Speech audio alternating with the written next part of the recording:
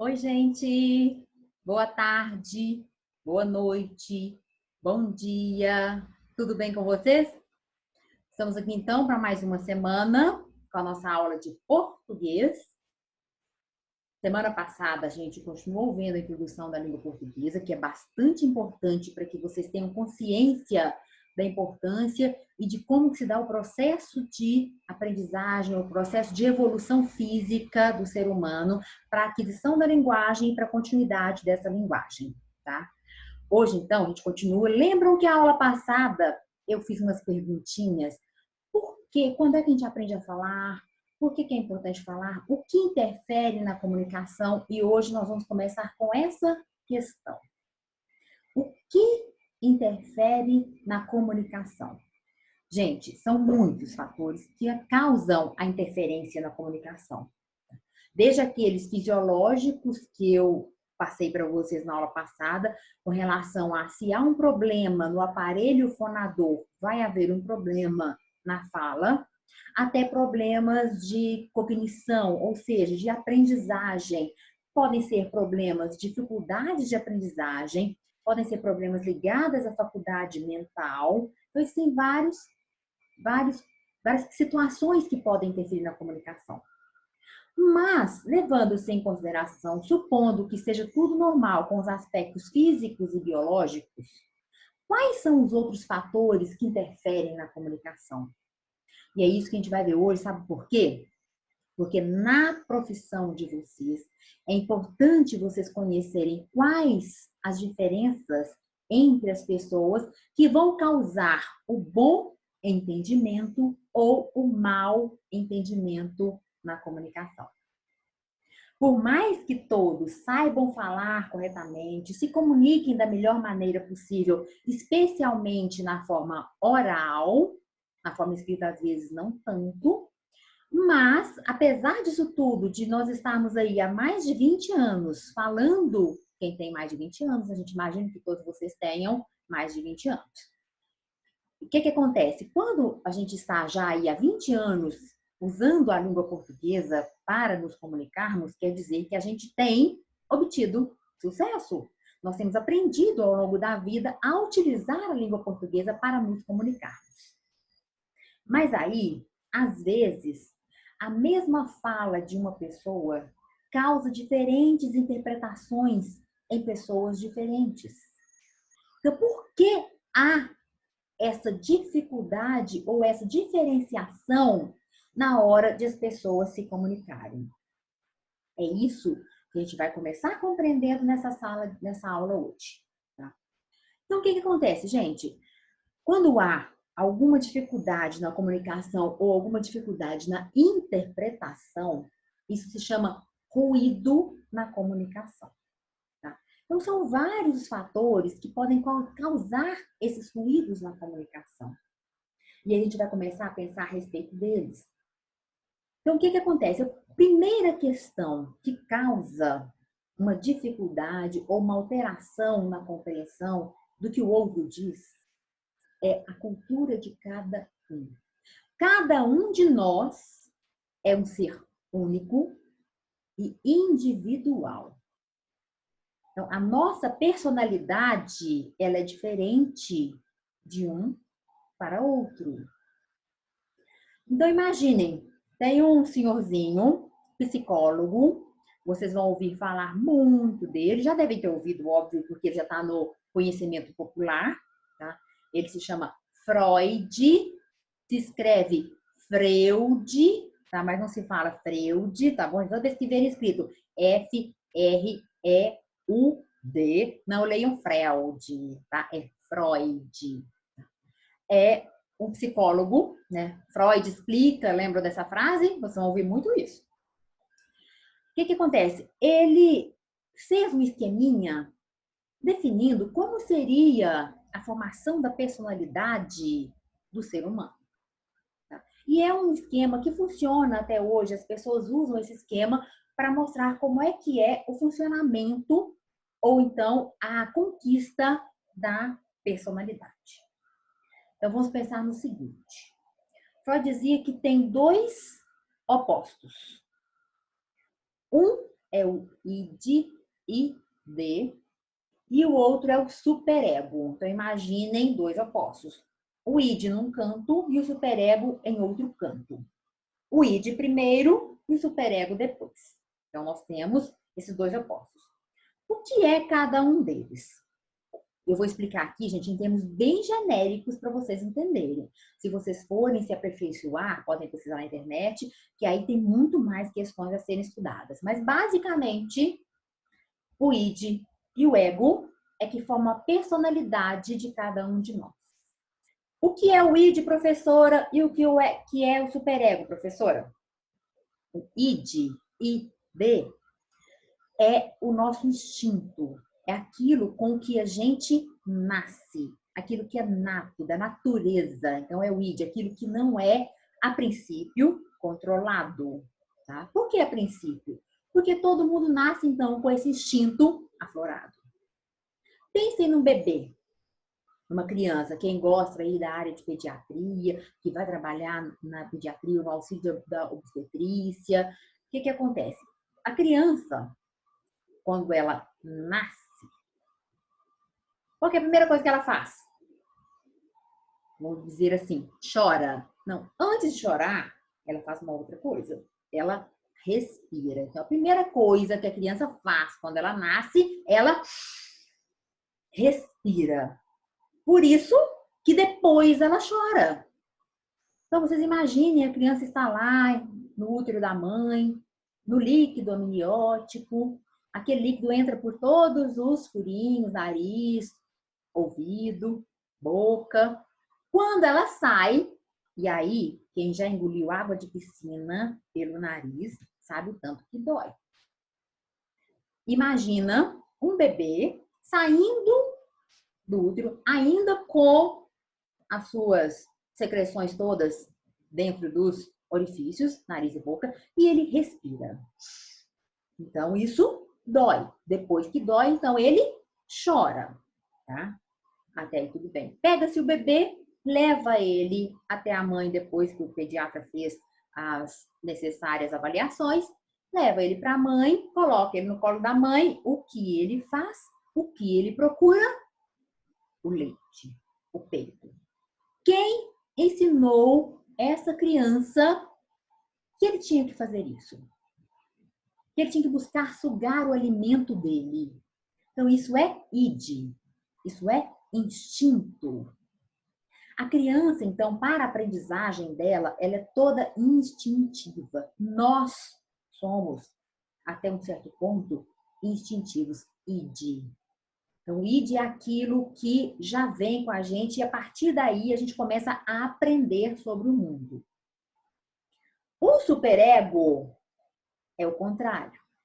Os superegos são as pessoas que convivem, a sociedade na qual a gente está inserido, que nos ensina a viver em sociedade. Então, o superego são as regras, as normas da sociedade, as normas familiares, as normas religiosas que a gente segue. Então, isso é aprendido ao longo do tempo por influência de outras pessoas. Então, juntando o id, que é aquela essência da pessoa, com o superego, que é aquilo que ela aprende ao longo da sua existência, a junção disso tudo, o balanceamento disso tudo é a nossa personalidade. Então, o quanto a gente controla o nosso id, o nosso instinto, o quanto a gente aprendeu usando o nosso id, o nosso instinto, o quanto a gente viveu com pessoas que tinham tais experiências e queriam que a gente aprendesse tais coisas, aquilo que a gente escolheu aprender ao longo da vida, isso é o superego. O balanço desses dois, do id e do superego, é que forma a nossa personalidade. Então, o que acontece, gente? Cada um de nós é único. Cada um de nós é diferente do outro em razão disso tudo. Porque a natureza de nascimento, embora ela seja, a princípio, igual para todas, o controle desse id, desse instinto, ele varia de pessoa para pessoa, a depender de como foi o seu superego, como foram as pessoas que tiveram contato com aquela pessoa durante o seu crescimento. Então, a mistura disso tudo somos nós. Então, olha a interferência que existe entre aquilo que eu nasci sendo, que nós nascemos sendo, e aquilo que a sociedade, o meio com o qual a gente vive, nos ensinou, nos moldou. E aí, a gente pega nessa questão de que o superego é os conceitos, as normas, as regras sociais, as legislações que a gente vive, interfere muito, muito, muito naquilo que a gente compreende. Então, na comunicação, gente, é um aspecto importantíssimo para a gente pensar. Porque aí nós temos o aspecto cultural. Cultura. Pense aí um pouquinho, alguns segundos. O que é cultura? Qual o significado dessa palavra cultura?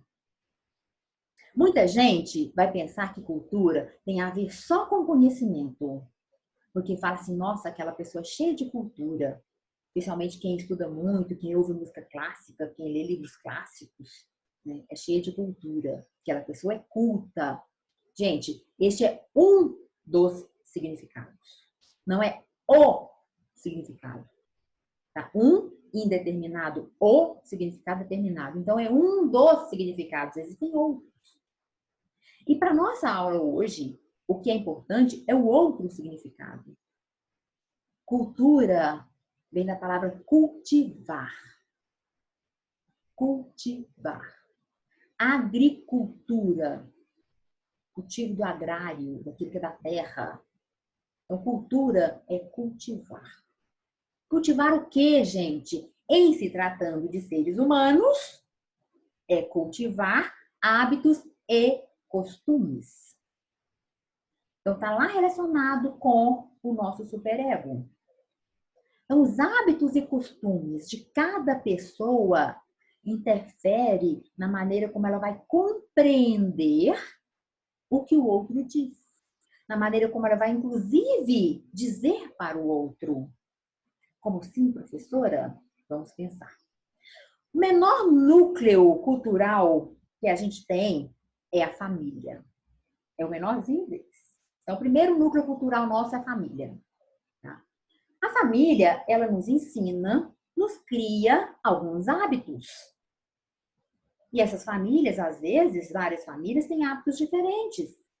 O horário das refeições, como que é estabelecido se a família almoça junto, janta junto ou não come, cada um come no seu quarto, cada um come no lugar que quiser. Se a família tem o hábito de se reunir, ou se a família é cada um no seu canto. Se a família tem o hábito de sair juntos, se a família tem o hábito de incentivar o estudo, se a família tem o hábito de jogar videogames. Então, cada família tem um hábito e um costume. E a gente é criado por estas pessoas naqueles hábitos e costumes que são delas. São daquelas pessoas com as quais a gente vive. A gente pode mudar isso depois de adulto? Sim. Né? E se a gente for independente? Porque quem está morando com o pai e com a mãe ainda deve obedecer às regras da casa do pai e da mãe. Porque eles é que são donos do lugar em que você mora. Então, as regras são deles. Então, os hábitos e costumes ainda são deles ou são até onde eles permitem que seja. Vamos sair, então, desse grupo pequenininho, que é o grupo familiar, que é o menor grupo cultural, e vamos para um grupo um pouco maior, os bairros. Os bairros também têm diferenças culturais. Então, pense em um bairro que você mora e num bairro que seja bem distante do seu. Tem alguns bairros que as pessoas têm o hábito, por exemplo, de sempre andar fora da calçada. Tem bairros que as pessoas seguem direitinho andando na calçada. Tem bairros que as pessoas têm o hábito de, ao fim da tarde, saírem às portas ou sentarem nas ruas para conversar com os vizinhos. Nesses bairros, algumas casas, tem até aquele banquinho do lado de fora, porque existe esse hábito. Tem bairros que são bairros apenas residenciais de prédio. Então, os vizinhos são um pouco mais isolados. Então, isso também cria um ambiente cultural, são os hábitos e costumes daquele bairro. Vamos ampliar o nosso núcleo mais um pouquinho. Saindo do bairro, vamos para a cidade. Cada cidade também tem seus hábitos e costumes. Seja na maneira de falar, na maneira de andar, de locomover, na maneira de se vestir, na maneira na gastronomia. Então, os bairros, as cidades, elas têm diferença também. Vamos pegar, por exemplo, Itaúna e Betim, que não é muito longe. Betim não é longe daqui. Eles têm um hábito de dizer, lá em Betim, por exemplo, vou na casa de mãe. De mãe. E nós falamos, vou na casa da minha mãe. Eles não usam o minha e trocam o da pelo de. Vou na casa de mãe. É uma maneira diferente de dizer. Então, isso, gente, é culturalmente justificável, porque são hábitos e costumes que as pessoas aprenderam no convívio com aquele grupo de pessoas. Vamos ampliar um pouco mais o nosso grupo para estado.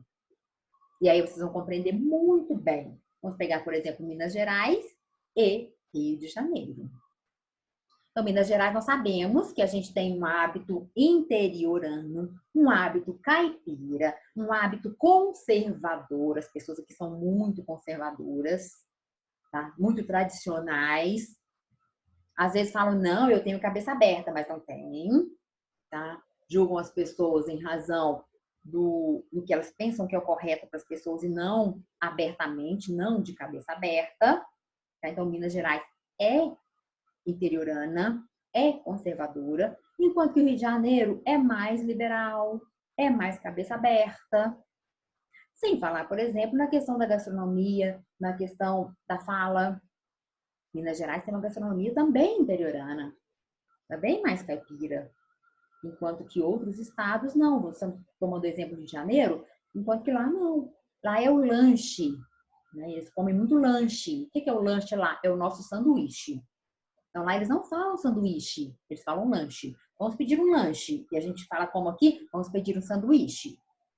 Então, lá tem um nome diferente e eles consomem muito mais do que nós aqui. A questão da fala. Minas Gerais tem uma fala totalmente diferente de outros estados. Como os outros estados têm falas diferentes da nossa, embora todos nós falemos a língua portuguesa.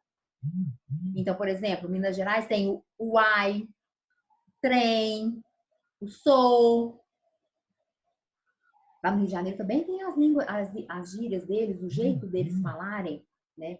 O Szinho puxado. Estamos muito felizes, né? Estamos muito felizes. Por que que eles falam assim, gente? Por uma questão cultural também e uma questão histórica. Rio de Janeiro foi o primeiro estado brasileiro que ocupou a capital do país. E foi o país que também recebeu a família real. E os portugueses de Portugal falam português no estado. E o S dos portugueses de Portugal é o S parecido com o dos cariocas. Estamos muito felizes. Porque eles pegaram esse sotaque do português de Portugal. E aí vai construindo essa cultura e esses hábitos em razão de como se dá a história do local. Nós, em Minas Gerais, por exemplo, falamos assim, sábado passado fui na casa da minha avó. Prestem bem atenção no que eu falei. Sábado passado fui na casa da minha avó. Todo mundo entendeu o que eu disse. O certo seria, sábado passado fui na casa da minha avó. Sábado passado fui na casa da minha avó. Só que a gente fala, sábado passado fui na casa da minha avó. Sábado passado fui na casa da minha avó. Tá? Sábado passado fui na casa da minha avó. Em vez de sábado passado fui na casa da minha avó. Imagina falar isso, sábado passado fui na casa da minha avó. Ou sábado passado fui na casa da minha avó. Não, a gente não fala assim, a gente fala de uma vez só, sábado passado fui na casa da minha avó. E todo mundo entende. Agora, vai falar isso no Rio de Janeiro que eles chegam lá. Você é mineira. Sim, nós somos identificados por aquilo que a gente aparenta. E a primeira coisa que as pessoas têm em contato com a gente, além da questão física, é a fala. A linguagem, a forma como nós usamos a língua portuguesa. Saímos então do núcleo de Estado, núcleo cultural de Estado, para o núcleo de país. O Brasil é um país continental, ou seja, tem proporções territoriais muito grandes, como se ele fosse um continente.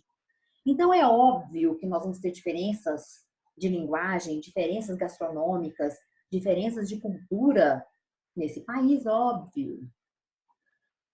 Se a gente pegar o Nordeste, o que se come no Nordeste, com o que se come aqui no Sudeste, com o que se come no Sul, a cultura da comida paraense no norte do estado, com a cultura de comida nossa, por exemplo. Quando vocês forem, por exemplo, lá de Alagoas, Paraíba, tem que comer a buchada de bode. Eu não consegui comer a buchada de bode.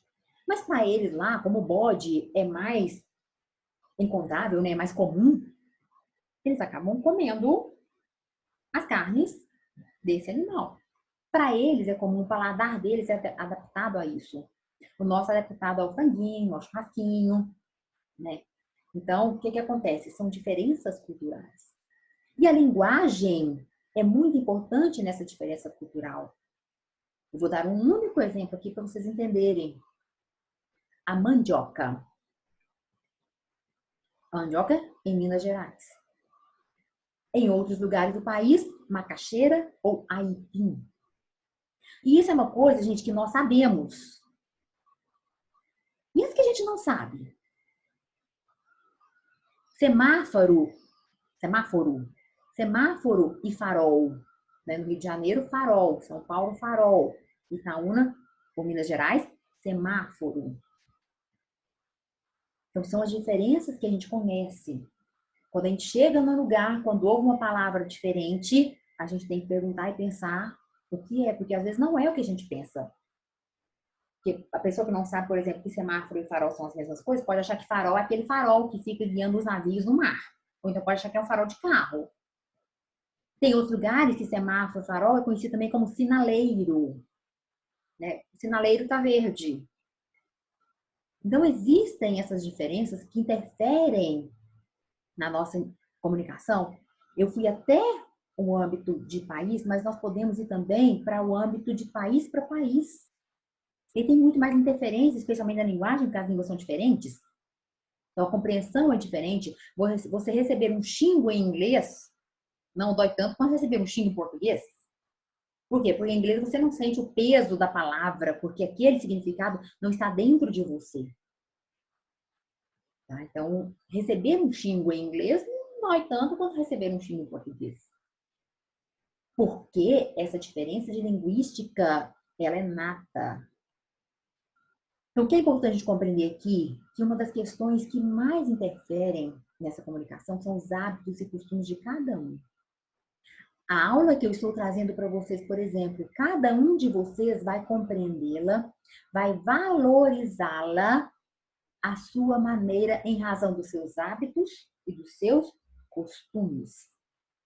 Se você é uma pessoa que se interessa por esses assuntos, você vai valorizar e dar uma atenção maior. Se você não se interessa muito e está preocupado apenas em fazer atividade, passar tranquilo e fazer o que precisa ser feito, você vai assistir a aula, vai prestar atenção em tudo, mas não vai dar o mesmo valor daquele que se interessa. Quem tem o interesse do estudo, da aprendizagem, vai dar um valor um pouco maior. Quem tem o interesse só do diploma, não. Eu já tive alunos, gente, que me falaram assim, professor, eu estou aqui só por causa do diploma. Eu falo, não é só você não, todos aqui estão aqui só por causa do diploma. Mas tem aqueles que querem aprender mais e aqueles que querem simplesmente ir. Algum problema? Para mim, nenhum, viu, gente? Por quê? Porque lá na frente, no mercado de trabalho, você vai ter que estudar de qualquer maneira. Ou então você não vai ser um profissional tão competente. Então, isso é uma questão decisória de cada um. E uma coisa, gente, que eu falo muito, aí não é só na aula de português, não, em qualquer área da vida, todas as nossas escolhas têm ônus e bônus. Bônus, para vocês não esquecerem, é aquilo que é bom. Ônus é aquilo que é ruim ou não é positivo. Então, aquilo que é bom na sua escolha, aquilo que é ruim em tudo na vida, tem. Vocês vão me ouvir falar muitas vezes sobre isso, tá bom, gente? Então, o que acontece? Quando a gente traz uma aula dessas para vocês, vocês precisam compreender que a interferência que existe na compreensão do que você diz ou do que o outro diz é muito em razão daquilo que você é.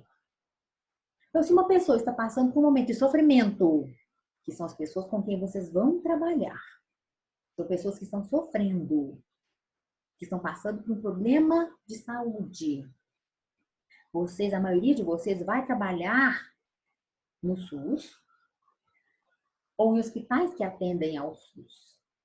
Mas independente se seja numa clínica particular, se seja numa clínica de estética, se seja num hospital particular, não tem problema nenhum. A questão é que as pessoas que estarão lá, elas estarão lá sempre buscando uma solução para um problema de saúde. Mesmo quem estiver, por exemplo, numa clínica de estética. A pessoa está lá, por exemplo, para fazer uma cirurgia plástica. Foi uma escolha dela. Ela quis ir fazer a cirurgia plástica. Só que ela vai precisar de cuidados pós-cirúrgicos. E essa clínica vai ter um enfermeiro, que pode ser você. Então, você está ali para cuidar de alguém que está passando por um problema de saúde, mesmo que seja escolha dela, fazer a cirurgia. Tá? Então, tem o pós-operatório, que se você resolveu trabalhar, você vai, por uma opção sua, cuidar daquela pessoa, trabalhar naquele local.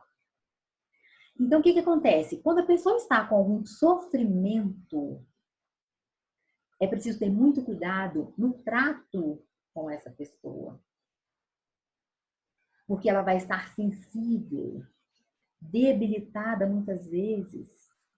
E se for pelo SUS, ainda tem a questão da gratuidade, que você sabe exatamente como é. O SUS é ótimo, porque se não fosse o SUS, muitas pessoas não teriam condições de serem tratadas. Mas é um serviço gratuito que depende de questões políticas e legais.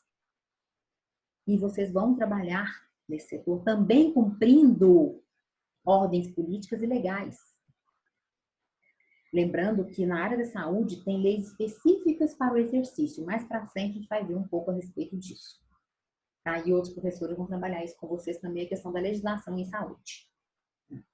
Então, gente, tenham consciência de que tudo que vocês falam é compreendido de maneira diferente pelas pessoas, em razão daquilo que elas são ou daquilo em que elas estão.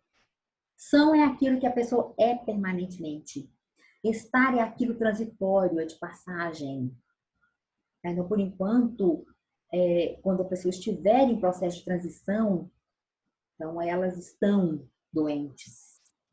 Tá? Se é um processo permanente, se ela tem uma doença incurável, por exemplo, ela é doente.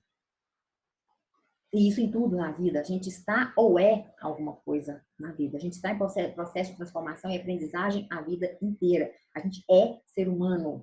A gente não está ser humano, a gente é ser humano. Mas o ser humano está em processo de aprendizagem a vida toda.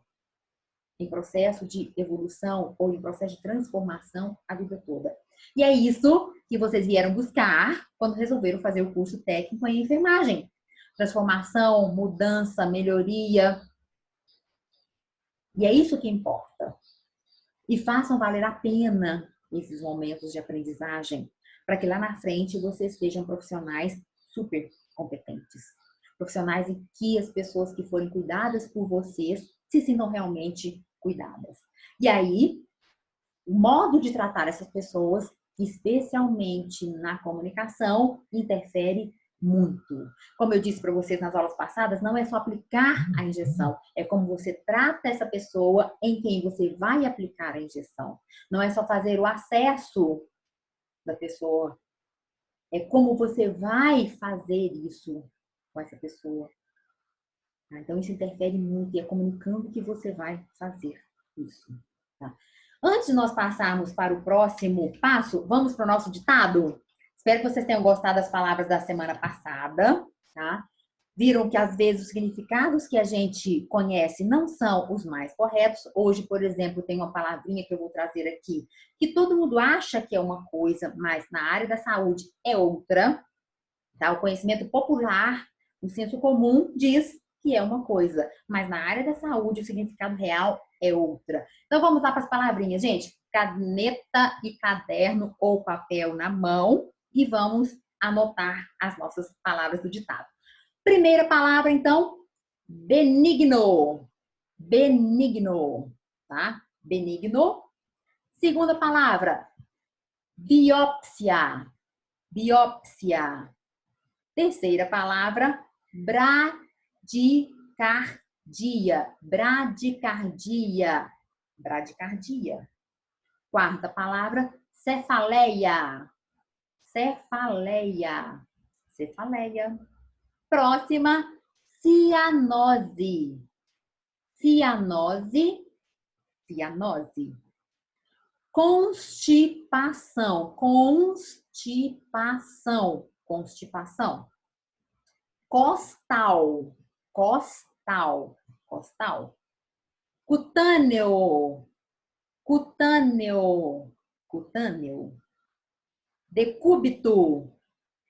Decúbito. Já devem ter ouvido falar essa palavra, mas vão ouvi-la muito no decorrer do curso, viu? Decúbito. Dispneia. Dispneia. Dispneia. Penúltima palavra, disseminado. Disseminado. Mais uma, diurese. Diurese. Diurese. Vou ler todas rapidinho. Benigno, biópsia, bradicardia, cefaleia, cianose, constipação, costal, cutâneo, decúbito, dispneia, disseminado e diurese. Ao finalzinho da aula, a gente vê o significado de cada uma dessas, né? Bom, pessoal, vou colocar agora a nosso slide para vocês irem acompanhando.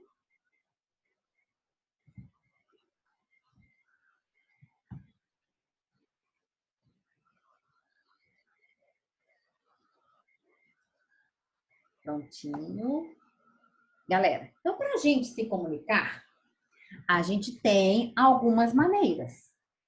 E para simplificar, quais maneiras são essas? Nós temos dois tipos de linguagem que podem ser utilizadas para nos comunicarmos. Então, a primeira é a linguagem verbal. Não a primeira, tá? É a primeira que eu coloquei aqui, mas ela não é a primeira. É a linguagem verbal. E a outra, linguagem não verbal. Vamos compreender cada um desses, então. A linguagem verbal, quando a gente fala em verbal, verbo, nós estamos falando na palavra. Então, linguagem verbal quer dizer a palavra. Então, é a linguagem em que a gente usa a palavra. Quais são as formas que nós podemos usar a palavra? Linguagem escrita e linguagem oral. Linguagem oral é a fala.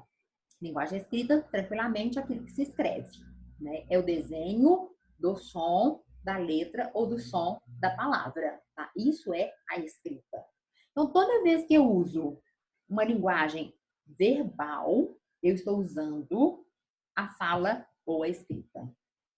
Quando eu não usar nem a fala, nem a escrita, eu estou usando a linguagem não verbal. Como assim, professor? Eu posso me comunicar sem usar a fala e a escrita? A gente faz isso muitas vezes, quando eu faço assim.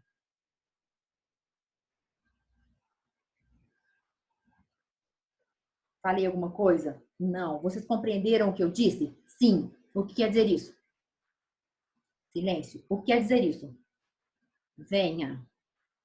Então a gente entende. Eu usei alguma palavra? Eu escrevi alguma coisa? Não. Então eu usei uma linguagem não verbal.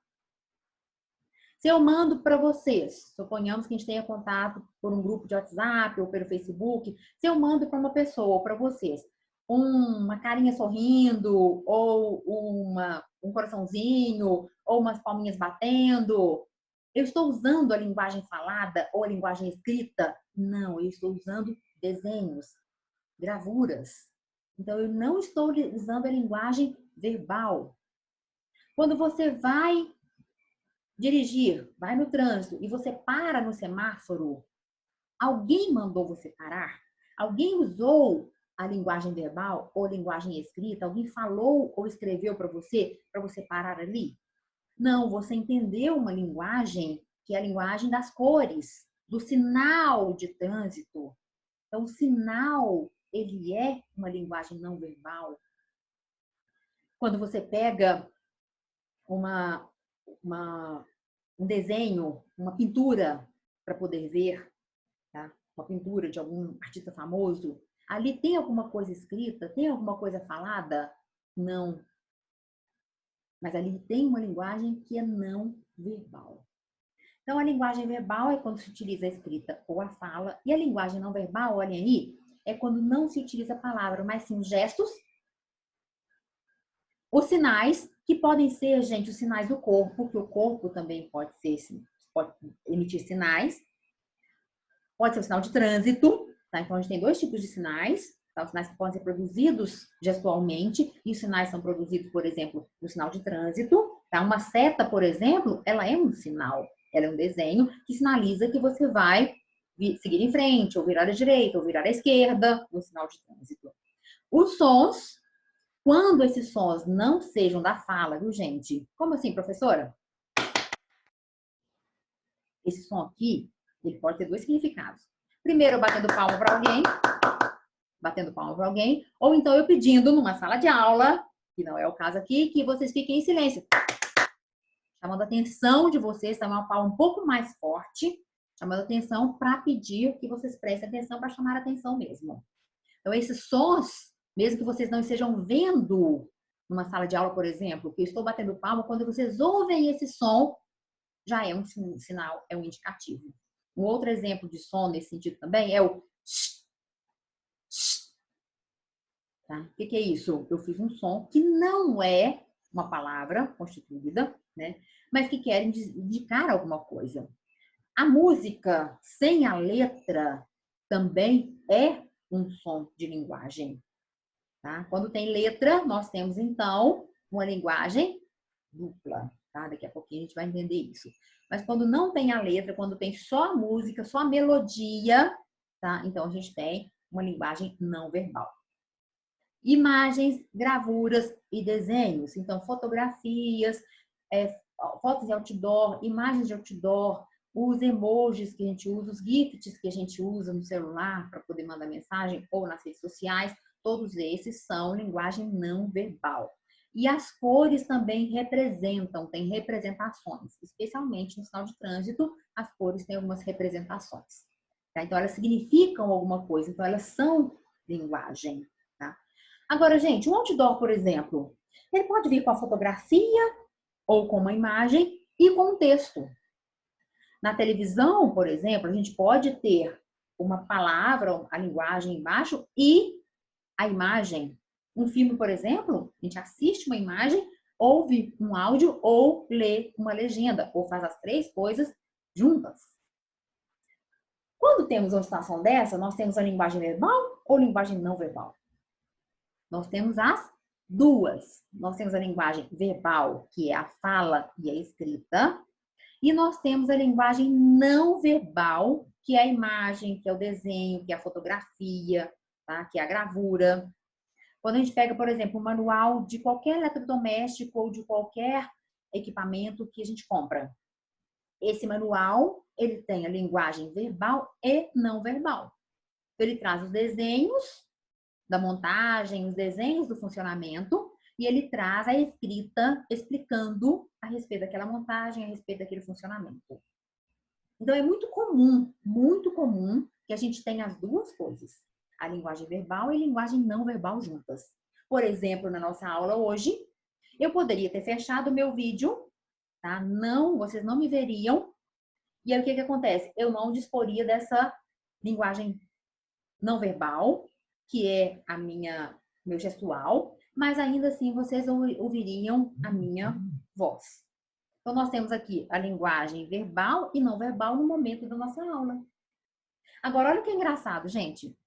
Nós temos tanto hábito de gesticular que, às vezes, mesmo quando nós estamos fora da situação do gesto, nós gesticulamos. Então, por exemplo, se eu tivesse fechado meu áudio aqui, talvez eu continuasse gesticulando para vocês, gesticulando na minha explicação. Talvez não tanto quanto eu estou agora, porque eu vou para trás, eu trago a mão, eu chego para frente, entendeu? Mas ainda assim eu estaria fazendo esse tipo de, estaria tendo esse tipo de atitude para trazer para vocês um pouco mais de proximidade, que é a intenção que a gente tem uma vez que nós não estamos numa sala de aula, né? E aí o que acontece, gente? Quando nós utilizamos a linguagem, nós temos linguagem verbal e linguagem não verbal, existe uma situação que a gente chama de esquema de comunicação, que é esse gráfico que eu estou trazendo para vocês. Gente, é importante que vocês tenham isso, tá? Eu não sei como vocês estão fazendo com relação às anotações, mas na primeira aula eu já pedi que vocês anotem, escrevam, porque isso aqui é uma aula comum como qualquer outra. E quando a gente retornar, é possível que eu veja como vocês fizeram isso, tá? Então é possível que eu olhe o caderno de vocês mesmo, para ver como vocês se situaram nesses momentos de prática de sala de aula online, tá? Então é bom que vocês tenham. Então este esquema de comunicação, ele cai nas nossas avaliações, tá? Lógico que ele não vai cair bonitinho assim, desse jeito, tá bom? Mas ele cai nas nossas aulas, então é importante que vocês tenham ele anotado, tá? Como tudo que a gente diz aqui é importante, mas ele já estou avisando que tem. Então, o esquema de comunicação mostra pra gente como que ocorre o processo comunicativo. Então, nós temos aqui, olha, um emissor. Alguém que emite o quê? A mensagem. E essa mensagem vai para um receptor. Então, na situação de comunicação, nós temos pelo menos duas pessoas, dois sujeitos. Quem emite a mensagem e quem recebe a mensagem. Essas pessoas são interlocutores. E se essa mensagem, se o receptor receber a mensagem e tiver que dar um retorno, então nós temos aí uma comunicação efetiva, um círculo comunicativo efetivo. Como assim, professora? Olha, às vezes a gente emite uma mensagem, ela vai para o receptor e não há um retorno dessa mensagem. Né? Não vamos pensar em WhatsApp, em redes sociais, não, gente. Vamos pensar no seguinte: você escreve um livro, você escreve uma apostila e tem um receptor. Né? Um livro vai ser o seu leitor, a apostila vai ser um estudante. Mas esse leitor e esse estudante vão te dar um retorno? Possivelmente não. É raro que isso aconteça. Então, o que acontece? Essa mensagem ela vai parar no receptor. Ele vai prosseguir com essa mensagem se ele for passar o conhecimento para frente, mas para você ela não vai voltar. Tá? Em outras situações, sim, quando a gente está conversando diretamente, dialogando com uma pessoa, tenha a mensagem de ida, a mensagem de volta, retrucar a mensagem, as argumentações, tem uma série de possibilidades de comunicação. Então, o principal é a gente entender que tem uma pessoa que emite e uma pessoa que recebe. A pessoa que recebe pode, em algum momento, virar emissor e o emissor pode virar receptor. E sempre estarão transmitindo algum tipo de mensagem. E aí, gente, o que é importante para vocês compreenderem aqui? Que para nós que estamos estudando a língua portuguesa, o sujeito mais importante para nós, enquanto nós estivermos na situação de comunicação do trabalho, é o receptor. Quem vai receber essa mensagem? Nós temos que nos preocupar com esta pessoa. Por quê, professora? Pelo seguinte: dependendo de quem seja essa pessoa, de onde essa pessoa esteja, qual a situação comunicativa, você vai decidir como você vai transmitir a mensagem.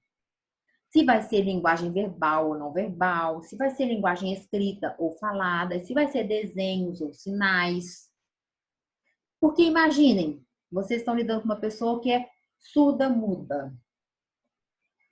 Adianta você ficar falando com essa pessoa?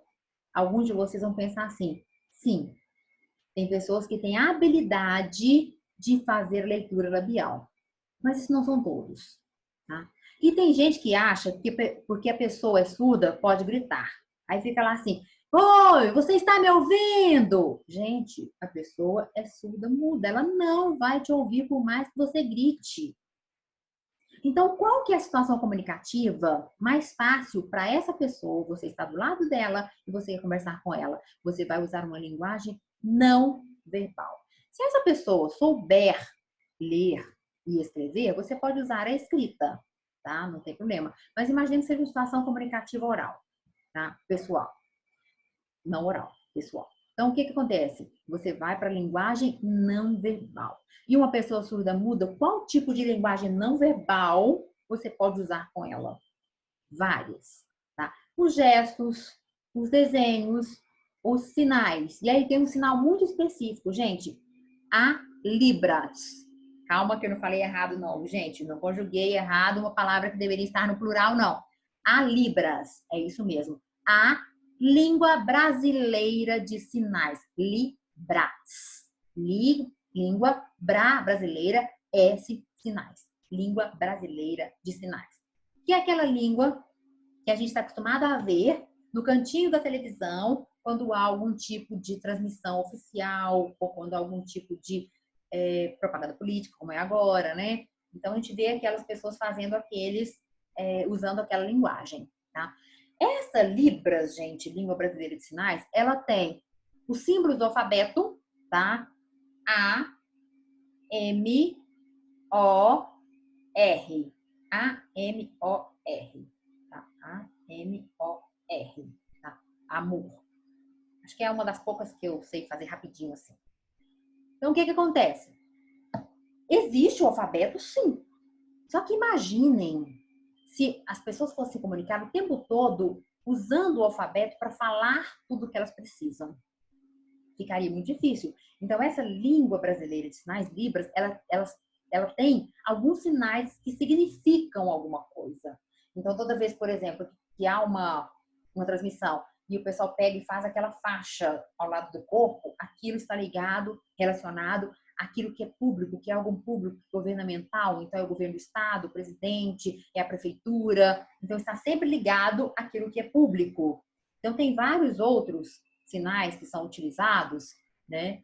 Então, essa língua brasileira de sinais é uma possibilidade de se conversar com uma pessoa que é surda. Então, você decide qual é a maneira que você vai conversar com essa pessoa em razão de quem é o seu receptor. Ai, professora, mas eu não conheço a língua brasileira de sinais. Eu não sei conversar com uma pessoa em Libras. Até porque, gente, se a outra pessoa, se o surdo-mudo não conhecer também a língua brasileira de sinais, porque é como se fosse o português, ela tem que aprender aquilo, ninguém nasce sabendo, não adianta você conversar porque ela não vai entender, né? Então, você pode usar desenhos, sinais, os gestos, tá? Como eu disse, os gestos dizem muito. Se eu virar para uma pessoa e falar isso aqui, ele vai entender que é comida. Se eu falar isso aqui, dinheiro. Se eu falar assim, vem. Então, a gente pode se comunicar com gestos também. Se o seu receptor está próximo de você, ao seu lado, por que você escreveria um bilhete para ele, por exemplo? Não, você vai conversar com ele usando a sua linguagem oral. Tá? Normalmente não se usa escrita. Se o seu receptor estiver, por exemplo, numa sala de aula com você e você quer conversar com ele, não dá para falar porque está em sala de aula, aí sim, você pode mandar um bilhete, pode mandar uma mensagem de WhatsApp, se for possível usar o celular na sala, aí você pode usar uma situação de comunicativa escrita, não tem problema. Tá? Então, o que acontece, gente? Em razão de quem é o seu receptor, você vai decidir qual é a linguagem que você vai utilizar na hora de você se comunicar com o outro. Então, a pessoa mais importante para nós no sistema de estudo na sala de aula, de comunicação profissional, é o receptor. Quem vai ouvir, ler ou ver o que nós estamos tentando comunicar. Tá? Então, é a situação de comunicação. Os canais de comunicação, gente, são todos os meios físicos através dos quais a gente usa para se comunicar. Então, por exemplo, onde eu coloco a linguagem verbal ou não verbal? Onde ela é posta? Onde ela fica? Então, por exemplo, onde eu coloco uma linguagem oral? Onde eu posso falar? Qual é o meio físico através do qual eu posso falar para mandar mensagem para alguém? O celular, por exemplo. O aparelho de TV. Os rádios. Então, eles são meios de comunicação, canais de comunicação. Então, são as maneiras através das quais a gente coloca a comunicação. Onde a gente pode colocar a escrita? No celular, no livro, numa revista, no jornal. Onde a gente pode colocar gravuras e desenhos? A mesma coisa, celular, livro, jornais, televisão. Então, canais de comunicação são os meios, os lugares onde a gente coloca a linguagem verbal ou a linguagem não verbal. A única exceção, por exemplo, é que eu posso não colocar a minha fala em lugar nenhum. Eu posso dizer direto para a pessoa. Aí eu não estou usando nenhum canal de comunicação. Eu estou falando direto com aquela pessoa. Mas quando eu não falo direto com a pessoa, eu uso um meio, um caminho. Então, para todos os outros, eu preciso usar um meio de transmissão da mensagem igual, não verbal, verbal ou não verbal, se eu não estiver na presença da pessoa. Tá? Então, não se esqueçam, porque isso aqui também é objeto de estudo e objeto de prova, viu, gente? Os canais de comunicação. Eu vou deixar isso aqui para a próxima aula, senão não vai dar tempo. E aí nós vamos, então, para as palavras ditadas, tá? Hoje. Então, olha aí, gente. Benigno é uma palavra que vocês conhecem, sim. E que o significado é aquilo que é doença, não é uma coisa normal, mas não é uma ameaça à saúde nem à vida. Não vai acabar com a saúde ou com a vida daquela pessoa. Então, é aquilo que não é maligno, como certos tumores, e que é inócuo. O que é inócuo, gente? Que não causa dano. Essa palavra inócuo ou inócua, vocês vão ouvir muito na profissão de vocês, tá? Biópsia, olha aí. Todo mundo acha que biópsia é o exame. Não. A biópsia é o ato de retirar uma parte do órgão para que seja feito o exame. Então, quando eu vou fazer uma biópsia, eu vou fazer uma retirada de algum tipo de algum pedaço do corpo, do tecido, para mandar para exame. Então, extirpar é retirar, viu, gente? Então, extirpação de um fragmento de tecido vivo com finalidade diagnóstica, com finalidade de diagnóstico. Então, a peça é extirpada através da biópsia. Bradicardia. Bradicardia são os batimentos cardíacos baixos. Então, quando há diminuição dos batimentos cardíacos, há uma bradicardia. Cefaleia, cefaleia é dor de cabeça. Olha aí quem escreveu com acento no E, tá? Cefaleia não tem mais acento no E, gente. Tudo com eia, oia, perdeu o acento, tá? Então, cefaleia não tem acento mais, é dor de cabeça. Cianose, que é a coloração mais azul da pele por falta de oxigênio. Então, a pessoa começa a ficar azulada, os dedos começam a ficar azulados, então está acontecendo uma cianose, está acontecendo falta de oxigênio naquela região do corpo. Constipação, essa é a palavrinha que eu falei com vocês, que todo mundo acha que é uma coisa e na verdade na saúde é outra. Constipação, as pessoas no modo comum acham que é a pessoa que está gripada. Então a pessoa está constipada, ela está gripada. Não. Constipação, gente, é prisão de ventre, tá? Constipação, retenção de fezes ou evacuações insuficientes quer dizer prisão de ventre. Então, a pessoa quando está constipada, ela está sem ir ao banheiro por alguns tempos ou vai ao banheiro e não consegue colocar as fezes para fora. Costal é simples, relativo às costelas, tá? Então, que é costal, costelas. Cutâneo, também acredito que vocês já conhecem essa palavra, né? Que vem de cutis. Cutis é pele, então cutâneo é aquilo que é relativo à pele, que é referente à pele. As pessoas brincam assim, eu estou com a cutis maravilhosa hoje, então eu estou com a pele maravilhosa hoje. Então cutâneo é o que vem, é derivado da pele, aquilo que é referente à pele. Decúbito, que é uma palavra que vocês vão ouvir muito, porque na profissão de vocês têm que ter um cuidado extremo com a questão do decúbito. Decúbito é o quê? Posição deitada. Tá? Pode ser dorsal, ventral, lateral, de Fowler ou Trendelenburg. Vocês vão ver cada uma delas, tá? Não vou trabalhar com elas aqui agora porque não vai dar muito tempo, mas os professores vão trabalhar com vocês, tá? Então, decúbito é a posição deitada, não é em pé. E aí tem várias maneiras de ficar deitado, tá? Vocês vão estudar cada uma delas. Deitado de costas, deitado de frente, barriga para baixo, deitado na lateral esquerda, lateral direita, de Fowler ou de Trendelenburg, nome difícil, vocês vão acostumar com ele também. Que é ou com a perna levantada ou com a cabeça mais levantada. Vão aprender todos eles. Dispneia, também sem acento, não tem acento mais, que quer dizer dificuldade respiratória. Gente, que é diferente de apneia. Apneia é a falta da respiração. Então, quando faz assim e segura a respiração, então é a apneia. Você não está respirando. A dispneia é a dificuldade. Dificuldade de respirar, tá? É diferente. Disseminado, quer dizer espalhado. Então, o sangue está disseminado pelo corpo, ou a doença está disseminada pelo corpo. Então, é aquilo que está espalhado pelo corpo. E a última de hoje, diurese, que é o volume de urina. Então, quando vocês estiverem trabalhando, por exemplo, se for no momento cirúrgico da pessoa, ou se ela tiver algum problema na área da bexiga, vocês vão medir a diurese dessa pessoa, o volume da urina dessa pessoa. Então, ela tem que urinar quanto? Então, você está medindo, tá, a diurese dessa pessoa. Então, nós vimos algumas palavrinhas hoje. Gente, nós estamos vendo poucas, viu? Porque tem muitas palavras que vocês vão acabar aprendendo ao longo da profissão de vocês. Aqui eu estou trazendo algumas, eu pego aquelas que são, às vezes, mais comuns, para que vocês tenham o contato mais rápido com elas, tá? Gente, nós vamos para a nossa atividade de hoje, então, tá? Que são algumas, tem poucas atividades.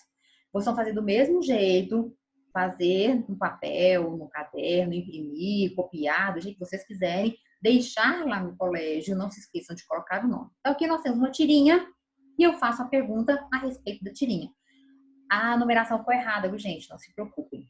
Então, sobre a tirinha de Garfield, é correto afirmar que? Aí vocês marcam qual é a certa, tá? Então, é correto afirmar que? Marquem a certa, tá? Eu coloquei um ponto aqui, mas é porque eu não sei ainda como que vai funcionar essa questão da pontuação. À medida que nós formos fazendo, pode ser que valha mais, viu, gente? A segunda questão, tá? Sobre a linguagem verbal e não verbal, é incorreto afirmar que. Então, só marcar uma também, que é a incorreta. Aqui não é a certa. E a próxima tem um gráfico. Vocês vão ler esse gráfico, interpretar esse gráfico, e aí vão responder. Nos gráficos, os elementos visuais e os elementos textuais, são textuais de textos, são fundamentais para o entendimento total da mensagem transmitida. Então, é preciso dos dois. No gráfico acima, a linguagem verbal, que são as palavras, e a linguagem não verbal, que são os gráficos, tem como intenção mostrar ao leitor que, então, vocês vão interpretar e ver qual é a melhor opção que diz respeito à resposta que vocês estão buscando, que vocês estão trazendo para cá. Então, o que acontece? Feito isso, essas 3 questões, vocês deixam lá no colégio para que eu corrija, tá? A pontuação que eu coloquei ali, como eu disse, pode ser outra em decorrência do andamento das nossas aulas. Então, pode ser mais que isso, tá? Uma dica é que vocês não deixem de fazer as atividades, porque elas são muito importantes e no momento das nossas avaliações, elas vão ajudar vocês bastante, tá bom, gente? Então, por hoje é só. Espero que vocês aprendam bastante, que as nossas aulas rendam muito, tá? E até a próxima. Espero vocês aqui. Tenham uma ótima semana, tá bom para vocês? Especialmente quem está assistindo logo no início da semana. E quem não estiver assistindo essa semana, um ótimo resto de semana para vocês. E a gente se encontra na próxima aula, tá bom? Tchauzinho!